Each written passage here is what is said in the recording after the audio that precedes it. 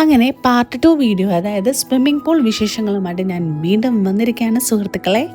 ഇത് നമ്മുടെ ബമ്പി ബേബിയുടെ ഫസ്റ്റ് പൂളാണ്. അതും ഡാഡയുടെ ഒപ്പം ഭയങ്കര ഹാപ്പിയസ്റ്റ് മൊമെൻ്റ് ആയിരുന്നു കേട്ടോ എനിക്ക്.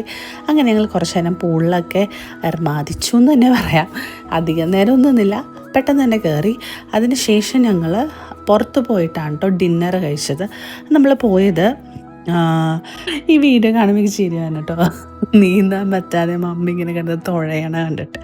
അങ്ങനെ നമ്മൾ ആലപ്പിയിൽ തന്നെ ട്രാവൻകൂർ പാലസ് എന്ന് പറഞ്ഞിട്ടുള്ള ഒരു, എന്താ പറയുക, ഒരു ഹൊററാണോ അല്ലെങ്കിൽ എന്തൊരു വൈബുള്ള ഒരു റെസ്റ്റോറൻറ്റിലോട്ടാണ് നമ്മൾ പോയത്. അവിടെ ഫുള്ളൊരു, എന്താ പറയുക, ഒരു പഴയ ഇല്ലം വൈബായിരുന്നു. അതായത് നടുമുറ്റം, പിന്നെ പല പല ട്രഡീഷണൽ ആയിട്ടുള്ള ഒത്തിരി ഡീറ്റെയിലിങ് ആ റെസ്റ്റോറൻറ്റിൽ അവർ കൊണ്ടുവന്നിട്ടുണ്ട് കേട്ടോ.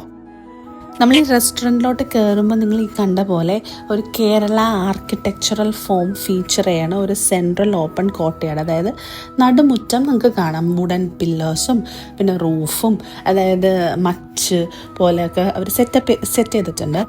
ഒരു nostalgic feeling of old Kerala homes അല്ലെങ്കിൽ പാലസസ് ഒക്കെ പോലെയാണ് ഈ ഒരു റെസ്റ്റോറൻറ്റ് അവർ ബിൽഡ് ചെയ്തേക്കുന്നത്.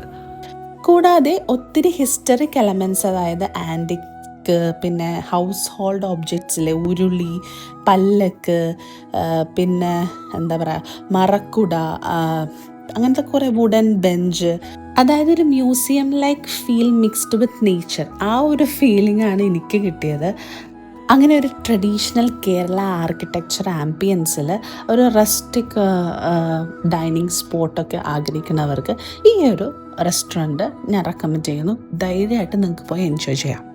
അങ്ങനെ ചേട്ടനും അനിയനും കൂടെ നാഗവല്ലിയുടെ നാഗപടം മാല, ചിലങ്ക ഇതൊക്കെ തപ്പി അവിടെ ഇങ്ങനെ നിൽക്കുമായിരുന്നു. ഒരു കണക്കിന് വലിച്ചു പിടിച്ച് പുറത്തോട്ട് കൊണ്ടുപോയി. അങ്ങനെ ഞങ്ങൾ തിരിച്ച് റിസോർട്ടിലേക്ക് പോയി. റിസോർട്ടിൽ നിന്ന് നമ്മൾ പിന്നെ വേറെ ഒന്നുമില്ലല്ലോ, നന്നായിട്ട് അങ്ങ് ഉറങ്ങി. പിറ്റേ ദിവസം രാവിലെ എഴുന്നേറ്റിട്ട് നമ്മൾ നേരെ ബ്രേക്ക്ഫാസ്റ്റ് കഴിക്കാൻ പോയി. ബ്രേക്ക്ഫാസ്റ്റ് കോംപ്ലിമെൻ്ററി ആയിരുന്നു കേട്ടോ. നമ്മൾ എന്താണോ ഓർഡർ ചെയ്യണത് അതാണ് നമുക്ക് കൊണ്ടുവരുന്നത്. ഞങ്ങൾ ഒട്ടുമിക്ക ആൾക്കാരും മസാല ദോശയാണ് ഓർഡർ ചെയ്തത്. എൻ്റെ ഹസ്ബൻഡ് മാത്രം പൂരി ബജിയാണ് ഓർഡർ ചെയ്തത്. അങ്ങനെ ബ്രേക്ക്ഫാസ്റ്റൊക്കെ കഴിച്ച് ഞങ്ങൾ തിരിച്ച് വീട്ടിലേക്ക് യാത്ര ചെയ്യാൻ വേണ്ടിയിട്ട് ഫ്രഷനപ്പ് ആവാൻ വേണ്ടി പോവാണ്. അങ്ങനെ തിരിച്ച് വീട്ടിലോട്ട് പോണ വഴി നല്ല ഇളം കരിക്ക് കണ്ടു. അത് കുടിച്ച് പിന്നെ പയ്യെ ഞങ്ങൾ വണ്ടിയൊക്കെ ഓടിച്ച് ചില്ലടിച്ച് വീട്ടിലേക്ക് പോയി. അപ്പം ഇന്നത്തെ വ്ളോഗ് ഇത്രേ ഉള്ളൂ. നെക്സ്റ്റ് വ്ളോഗിൽ കാണുന്നവരെ ബൈ ബൈ, സീ യു.